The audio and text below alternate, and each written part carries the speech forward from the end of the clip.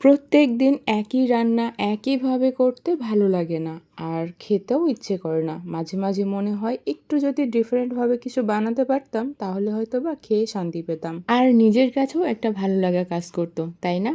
আসসালামু আলাইকুম এভরিওয়ান, কি অবস্থা সকলের? আশা করি সকলে খুব ভালো আছেন। আলহামদুলিল্লাহ, আপনাদের সকলের দোয়া ও শুভকামনায় আমি আমার পরিবার পরিজন নিয়ে খুব ভালো আছি। চলে আসলাম বরাবরের মতো নতুন আরো একটা ভিডিও নিয়ে। আজকে তেমন একটা রান্না করতে ইচ্ছে করতেছিল না, কিন্তু আবার মনে হচ্ছিল যদি একটা স্পেশাল কিছু বানাতে পারি তাহলে হয়তো বা খেয়েও শান্তি পেতাম। যেই ভাবা সেই কাজ, চলে গেলাম রান্নাঘরে। গিয়ে দেখলাম অল্প একটু মুরগি পড়ে আছে, সেইটা দিয়ে ভাবলাম কিছু একটা বানিয়ে নেই যেটা দ্রুত রান্নাও হয়ে যাবে আর তৃপ্তি সহকারে খাওয়াও যাবে। তাই তো রান্নাঘরে গিয়েছিলাম, ভুল করে আমি সরিষার তেল দিয়ে ফেলেছিলাম। তারপর সেটা আবার উঠিয়ে আমি সেখানে 2 টেবিল চামচ মতো ঘি দিয়েছি।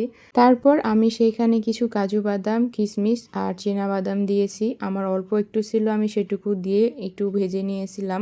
তারপর সেটা উঠিয়ে আমি ওই একই ঘিয়ের ভিতরে আবার 1 কাপ পরিমাণ মতো পেঁয়াজ কুচি দিয়েছি। তারপর সেটা অল্প একটু ভাজা ভাজা হয়ে আসলে সেইখানে আমি 1/3 চা চামচ মতো গোলমরিচ আর 4-5টা মতো লবঙ্গ দিয়ে একটু ভেজে নিয়েছি। আসলে আমার বাকি মশলাগুলো শেষ হয়ে গেছিলো, এই জন্য আর দেওয়া হয় নাই। তারপর সেইখানে মুরগির পিস 2টা দিয়ে আমি হালকা ভাজা ভাজা করে নিয়েছি। এরপরে আমি এইখানে বাকি গুঁড়া মশলাগুলো দিয়ে দিয়েছি। গুঁড়া মশলার মধ্যে ছিল 1 চামচ মতো ধনে গুঁড়ো, 1 চামচ মতো মরিচের গুঁড়ো, আর যেটা না দিলে না সেটা হলো লবণ। স্বাদ মতো লবণ দিয়েছি। তারপর কিছুক্ষণ নেড়ে চেড়ে সেইখানে 1 চামচ জিরা বাটা, 1 চামচ আদা বাটা আর 1 চামচ মতো রসুন বাটা দিয়েছি।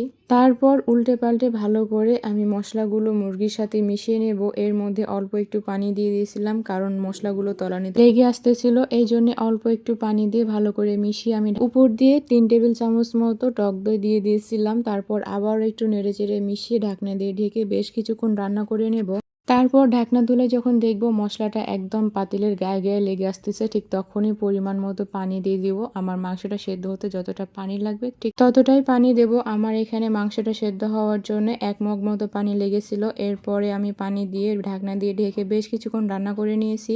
মুরগিটা আমার প্রায় 90% সেদ্ধ হয়ে আসলে আমি পাতিল থেকে মুরগির পিসগুলো উঠিয়ে নিয়ে ওই একই মশলায় আমার ধুয়ে রাখা চালগুলো আমি দিয়ে বেশ কিছুক্ষণ ভুনে নেব। তারপর চালের ডাবল পরিমাণ পানি দিয়ে ভালো করে মিশিয়ে নেব। এরপরে মুরগির পিস 2টা দিয়ে আর সে বাদামগুলো যেগুলো আমি আগে ভেজে রেখেছিলাম সেগুলো ছড়িয়ে দিয়ে ঢাকনা দিয়ে ঢেকে বেশ কিছুক্ষণ রান্না করে নেব। আর এই রান্নাটা হবে একেবারে মিডিয়াম টু লো হিটে, এইটা খেয়াল রাখতে হবে। তারপর পানিটা যখন চালের গায়ে গায়ে লেগে আসবে তখন আমি ঢাকনা তুলে আবারও চালটা ভালো করে মিশিয়ে নেব। এরপরে পাতিলটা নামিয়ে আমি সেই চুলার উপরে একটা মোটা তলানিযুক্ত তাওয়া বসিয়ে দিব। এরপর তাওয়াটা গরম হয়ে গেলে আমি চুলার আঁচটা একেবারে লো হিটে রেখে সেই তাওয়ার উপরে আমি পাতিলটা বসিয়ে দিয়ে 10 থেকে 15 মিনিট একদম ধিম আঁচে রান্না করে নেব। আর পাতিলের ঢাকনার ছিদ্রটা অবশ্যই আমি লবঙ্গ দিয়ে বন্ধ করে দিয়েছি। এরপর এই তো রেডি আমার গরম গরম মোরগ পোলাও।